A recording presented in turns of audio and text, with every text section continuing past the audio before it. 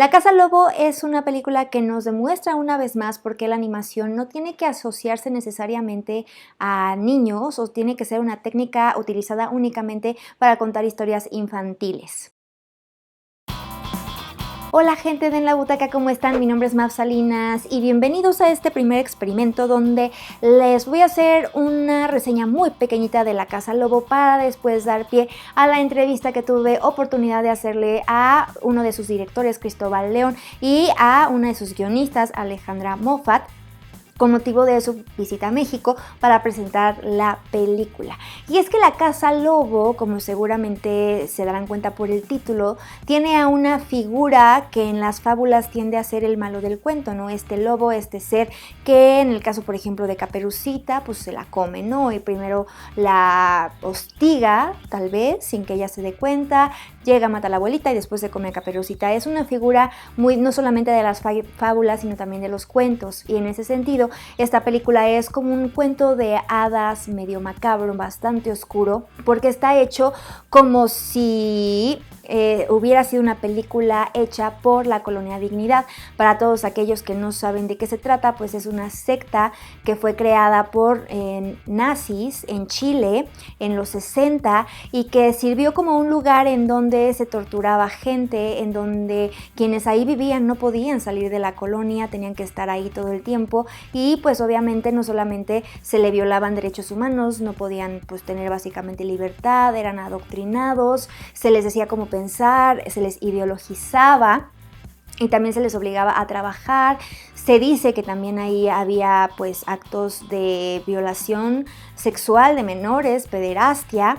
Eran jóvenes alemanes y algunos chilenos que crecieron bajo este lugar y bajo este yugo sin darse cuenta porque pues ellos era pues lo que conocían. Pero además durante la dictadura de Augusto Pinochet era un lugar a donde mandaban a personas a ser torturadas, a ser interrogadas. Y que por lo mismo, pues la Colonia Dignidad tenía mucho poder, ahí también había armas, ¿no? Entonces era como una especie de órgano del gobierno que le ayudaba en sus fines violatorios de los derechos humanos. La película se centra en María, una joven que sale de esta colonia, en teoría parece que está huyendo y llega a un lugar que es una casa, una cosa de la cual ya no puede salir, pero que se va moviendo.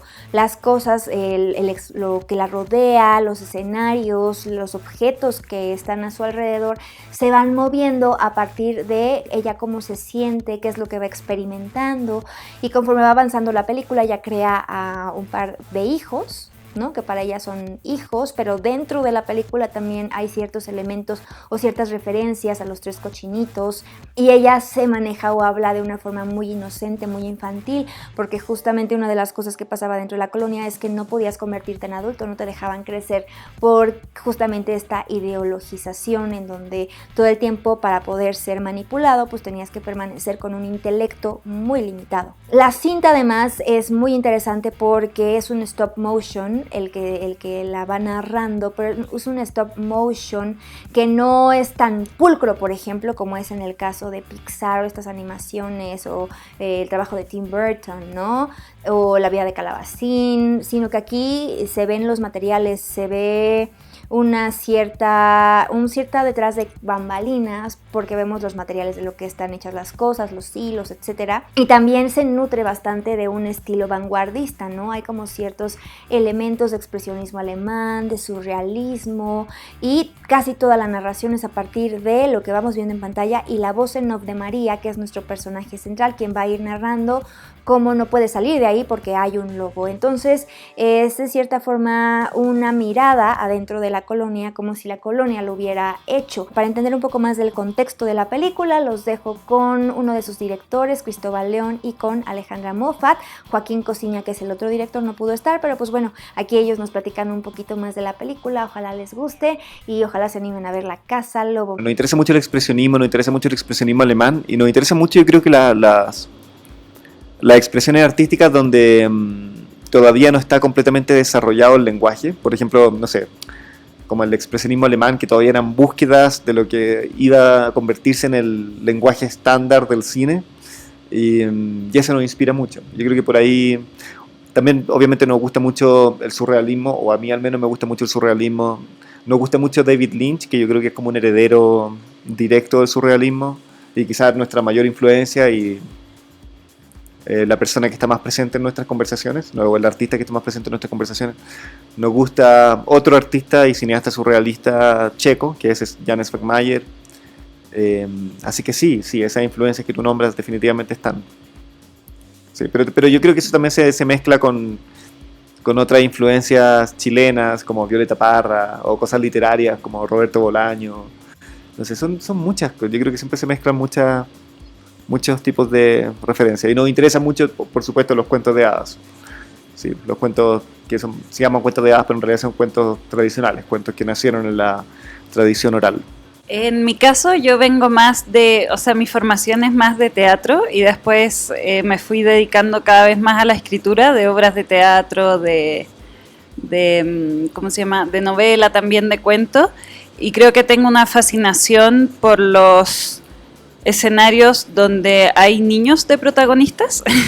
Creo que es una obsesión, o sea, en mi novela anterior, como ahora que estoy escribiendo otra también, los libros que me gustaban mucho de niña eran como diarios de vida de otros niños. En Chile existe un personaje papelucho que me fascinaba, también los cuentos de hada y también algunas cosas que mezclaban un poco escenarios más inquietantes, tal vez como algunos cuentos y novelas de Italo Calvino, Baudolino de Umberto Eco, como niños un poco raros, como niños adultos, y sí, eso. Y también creo que en teatro, el teatro del absurdo me gustaba mucho, teatro alemán también, sí, no sé, muchas cosas. Sí, estábamos, yo creo que pensando en el expresionismo alemán y también estábamos pensando un poquito en el tipo de animaciones de Europa del Este, que en Alemania también sucede mucha influencia de esa escuela, que es como la gran escuela de animación stop motion. Entonces sí, tenía mucho sentido hacer una película stop motion, quizás no con esas características estéticas, pero sí tenía sentido hacer una película stop motion si estuviera hecha por la colonia. Porque la ficción de la película no es simplemente que es una película sobre Colonia Dignidad, sino que es una película hecha por Colonia Dignidad. Una especie de juego de rol que jugamos con Joaquín y con Ale, bueno, y con todo el resto del equipo. Con Joaquín veníamos trabajando ya desde trabajos anteriores esta idea del juego de rol. Es decir, que es una idea que en literatura es bastante obvia, que el narrador no es el escritor, digamos. Uno no piensa que si el narrador de una novela es un psicópata, nadie va a arrestar al escritor. Entonces incorporamos esa idea en hacer películas. Pensamos, ¿por qué no hacemos películas donde hay un narrador muy fuerte, donde hay un personaje de ficción que hace estas películas y que es muy reconocible?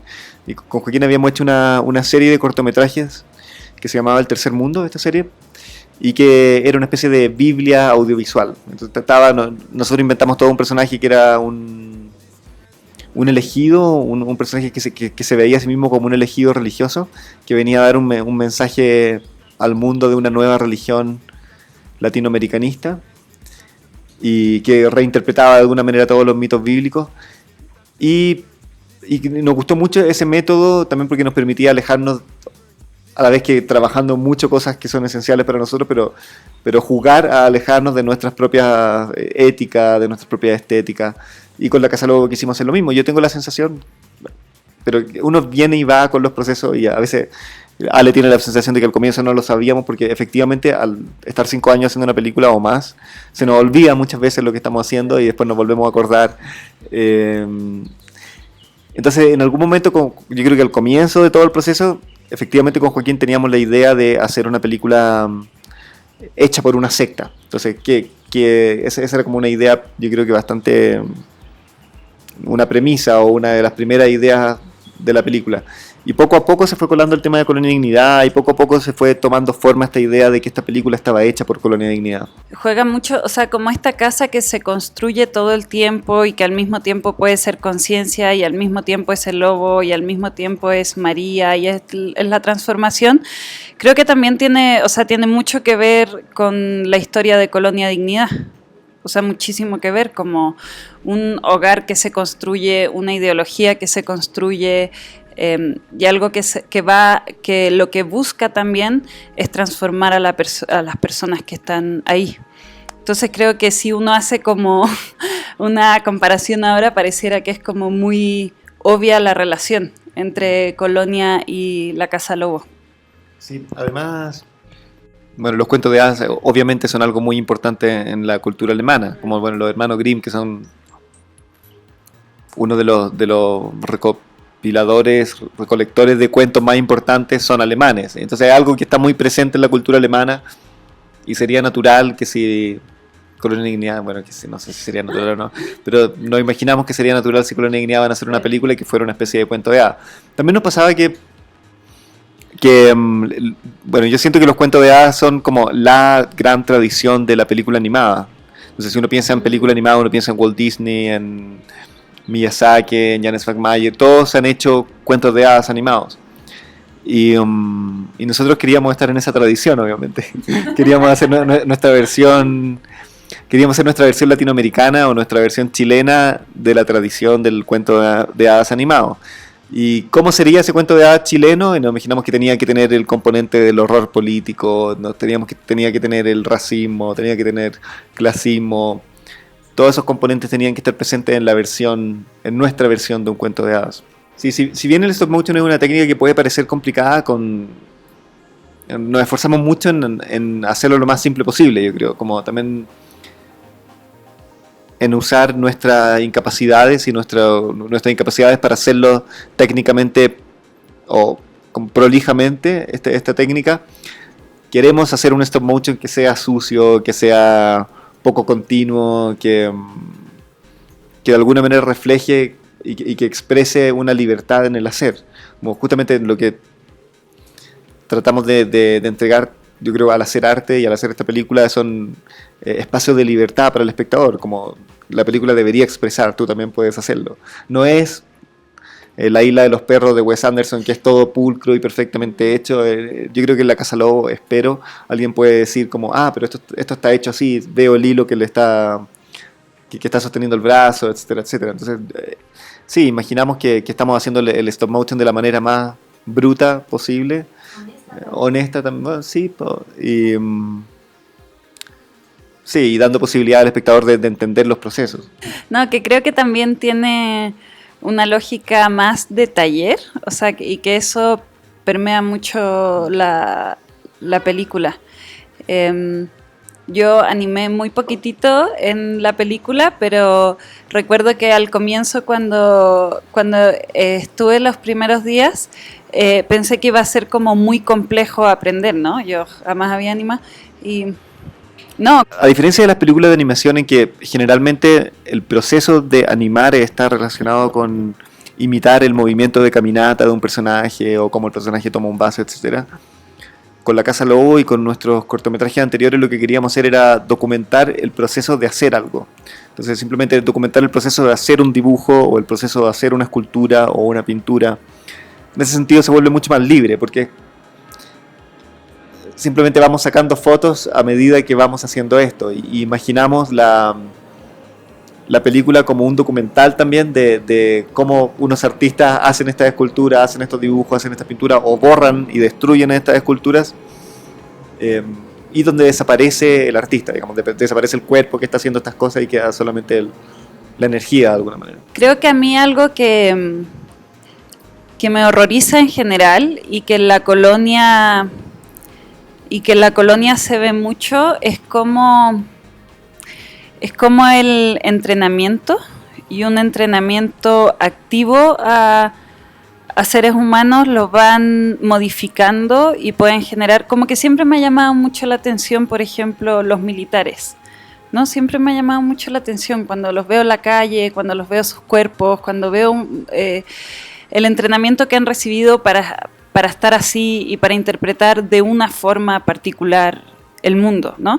Pero también me llama, por ejemplo, mucho la atención el entrenamiento actoral. O sea, como que todo lo que tiene que ver con entrenamiento, me llama mucho la atención lo que puede ir como transformando realmente a alguien. Y creo que eso en la colonia a mí me conmovió profundamente. O sea, como ver, era muy raro, ¿no? Cuando uno revisaba material o entrevistas, ver a alguien como evidentemente chileno, incluso con muchos rasgos mapuche, indígenas de Chile, y hablando un español alemán rarísimo, contándote que ellos creyeron hasta los, 40 años que el sexo no existía, que todo eso, que toda esa transformación y ese realmente, como que uno dice a veces a la ligera, como depende del contexto donde uno esté,